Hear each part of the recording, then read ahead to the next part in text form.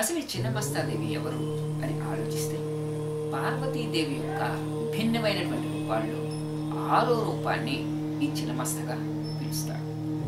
నారద పురాణం అనే ఒక పురాణంలో ఈవిడ గురించి చెప్పబడింది.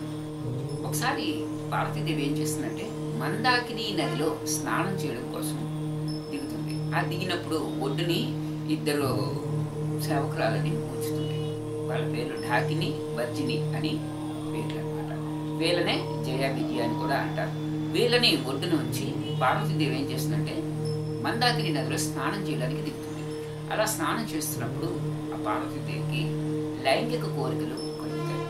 ఆ టైంలో వీళ్ళు ఏం చేస్తారంటే మన జయ విజయాలు ఆకలి వేస్తున్నది అనేసి ఆవిడ అడుగుతారు. ఆవిడ వీళ్ళ ఆకలి తీర్చడం కోసం చుట్టూ నెక్కుతుంది, దేవతలను ప్రార్థిస్తుంది. ఏమీ ప్రయోజనం ఉండదన్నమాట. అప్పుడు ఆవిడ ఏం చేస్తుందంటే కత్తి పట్టుకుని ఆవిడ మెడ ఆవిడ నరికేసుకుంటే కపాలాన్ని చేత్తో పట్టుకుంటుంది. ఆ కపాలానికి 3 కళ్ళు ఉంటాయన్నమాట. ఈ మొండం ఉంది కదా, మొండం నుంచి 3 రక్తదారులు అయితే బయటకు వస్తుంది. ఆ 3 రక్తదారులు కూడా ఒక దారం వచ్చి జయ నోట్లోకి, రెండో దారం వచ్చి విజయ నోట్లోకి, మూడో దారం వచ్చి ఆ కపాలం అంటే శిరస్సు ఉంది కదా, ఆ శిరస్సు నోట్లోకి పడుతుంది అనమాట. ఇలాగ ఈవిడ శిరస్సు లేని దేవతగా చిన్నమస్తాదేవిగా మనం చెప్పుకుంటూ ఉంటారు. ఈ చిన్నమస్తాదేవి నగ్నంగా ఉంటుంది, నల్లటి కుర్లు పరుచుకుని ఉంటుంది, ఎరుపు నలుపు వర్ణం కలిసి ఉంటుంది. ఆ ఎరుపు అంటే అది ఎరుపు రంగు కాదండి, సూర్యోదయం అయ్యేటప్పుడు చూసారా ఒక అరుణకిరణం రంగు అంటారు, ఆ ఎరుపులో ఈవిడ కనిపిస్తుంటుంది అనమాట. ఈవిడ 16 ఏళ్ళ బాలికలాగా ఉంటుంది. ఈవిడ హృదయానికి నీలం రంగు కలువపువ్వులు. ఈవిడ ఒక నగ్న జంట మీద నిలబడి ఉంటుంది.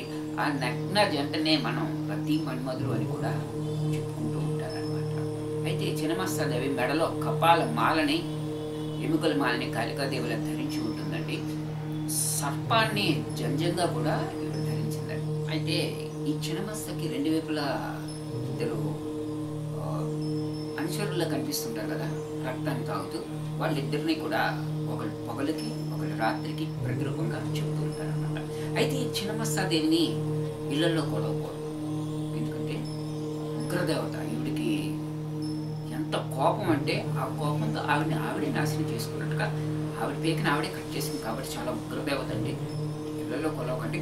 ఒకవేళ కొలవాలనిపించిన పెద్ద పెద్ద గురువులు ఉంటారు కదా, వాళ్ళ యొక్క ఆశీర్వాదం తీసుకొని, అనుమతి తీసుకుని, వాళ్ళ సలహా తీసుకుని ఈవిడ్ని కొలవచ్చు. ఈవిడ్ని బౌద్ధ మతస్థులు ఎక్కువగా పూజిస్తూ ఉంటారండి. ఈవిడ్ని టిబెట్లో చిన్నముండ, వజ్రయోగి అనే పేరుతో పిలుస్తూ ఉంటారు. అక్కడ ఎక్కువగా పూజలు చేస్తూ ఉంటారండి. ఈ చిన్నమస్తాదేవిని జీవితంలో 3 భాగాలుగా కొలుస్తుంటారు. 1 జన్మ, 2 కోరిక, 3 మృత్యువు. ఈ 3 రూపాలకి ప్రతిరూపంగా ఈవిడ్ని కొలవడం జరుగుతుంది.